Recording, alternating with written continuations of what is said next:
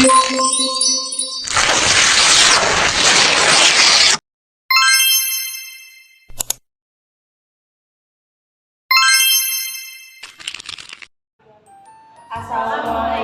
warahmatullahi wabarakatuh. Kami dari kelompok 7 yang beranggotakan saya sendiri, Estiana Yani, Saya Nur Safarisa. Saya Muhammad Husnul, saya Faresi Ferdinand. Saya Nur Halisa. Saya Dewi Aminata Mayanti. Di sini kami akan menjelaskan tentang sistem pertahanan dan keamanan negara Indonesia. Baik, di sini saya akan menjelaskan apa itu sistem pertahanan dan keamanan rakyat. Jadi, sistem pertahanan negara itu sendiri untuk menjaga dan melindungi kedaulatan negara serta keutuhan wilayah negara Kepulauan Republik Indonesia atau NKRI. Dari ragam bentuk ancaman di Indonesia, tujuan pertahanan negara telah diatur dalam Undang-Undang Nomor 3 Tahun 2002 tentang Pertahanan Negara. Dan keamanan itu sendiri adalah yaitu fungsi pemerintahan negara dalam menghadapi ancaman dalam negeri. Kedua, keamanan publik yaitu fungsi pemerintah negara dalam memelihara dan memulihkan keselamatan, keamanan, dan ketertiban masyarakat melalui penegakan hukum, perlindungan, pengayoman, dan pelayanan masyarakat. Apa itu bidang pertahanan dan keamanan negara? Kerjasama antar masyarakat untuk mewujudkan pertahanan dan keamanan negara merupakan contoh sikap bela negara. Kesadaran bela negara harus ditanamkan kepada seluruh warga negara untuk membangun daya tangkal bangsa dalam menghadapi ancaman yang mengganggu kedaulatan, keutuhan, dan keselamatan bangsa dan negara. Kerjasama dalam bidang pertahanan dan keamanan merupakan salah satu sikap bela negara, seperti TNI dan Polri berperan penting dalam menjaga keutuhan wilayah dan keselamatan bangsa Indonesia dari ancaman dan gangguan dari bangsa asing. Sistem pertahanan dan keamanan negara terdiri dari 3 nilai, yaitu 1. Cinta tanah air, 2. Keyakinan Pancasila sebagai falsafah dan ideologi Pancasila, yang ketiga, rela berkorban demi bangsa dan negara. Bagaimana sistem pertahanan dan keamanan yang dikembangkan oleh negara Indonesia? Sistem pertahanan dan keamanan yang dikembangkan oleh negara Indonesia adalah sistem pertahanan dan keamanan rakyat semesta atau yang disingkat Sishan-Kamrata. Ada 4 komponen Sishan-Kamrata. Yang pertama, intelijen. Komponen intelijen berfungsi mendeteksi ancaman dan tantangan secara dini. Kemudian, deteksi digunakan untuk memberi peringatan awal kepada pihak-pihak terkait guna melakukan langkah pencegahan, penangkalan, dan penanggulangan.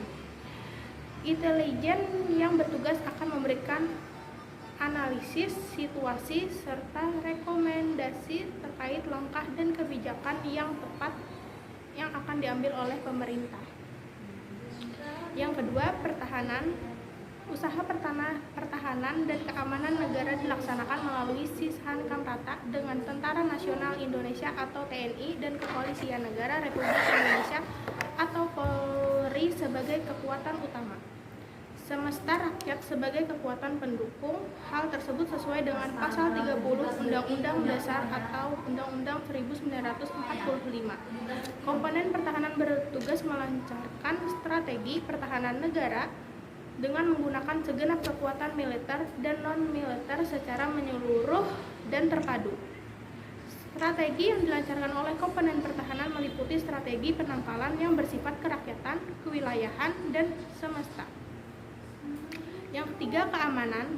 Jika komponen pertahanan lebih memiliki orientasi dan melindungi kedaulatan Indonesia dari serangan militer, maka komponen keamanan lebih berorientasi kepada situasi keamanan domestik. Komponen keamanan meliputi keamanan dan ketertiban masyarakat, penegakan hukum, serta pelayanan dari aparat penegak hukum kepada masyarakat. Yang terakhir, siber. Komponen siber bertugas menjaga kerahasiaan data, menegakkan integritas dalam pengolahan data, sekaligus memastikan ketersediaan data untuk menjalankan smart security dan memaksimalkan kota pintar atau smart city. Sistem pertahanan dan keamanan negara Indonesia mempunyai beberapa ciri-ciri, yaitu kerakyatan, artinya sistem pertahanan dan keamanan negara diabadikan oleh dan untuk kepentingan seluruh rakyat Indonesia. Kemestaan, artinya seluruh sumber daya nasional digunakan sebagai upaya pertahanan nasional. Kewilayahan, artinya kekuatan pertahanan dan keamanan dilakukan secara menyebar di seluruh wilayah Indonesia sesuai kondisi geografis Indonesia sebagai negara kepulauan.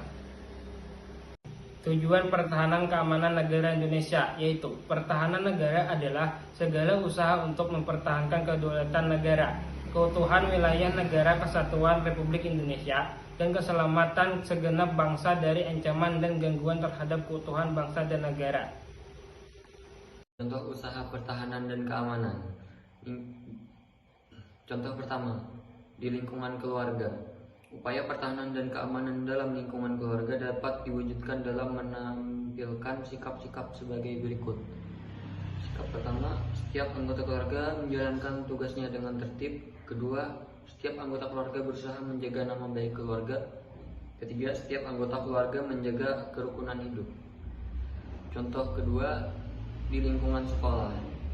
Upaya pertahanan dan keamanan dalam lingkungan sekolah dapat diwujudkan melalui berbagai sikap sebagai berikut. Sikap pertama, menaati tata tertib sekolah.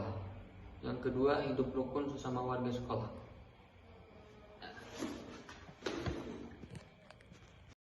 Landasan hukum bela negara dalam ancaman militer. Dalam ancaman militer ini akan sangat berbahaya bagi kedaulatan dan keselamatan bangsa jika tidak ditangani dengan tepat.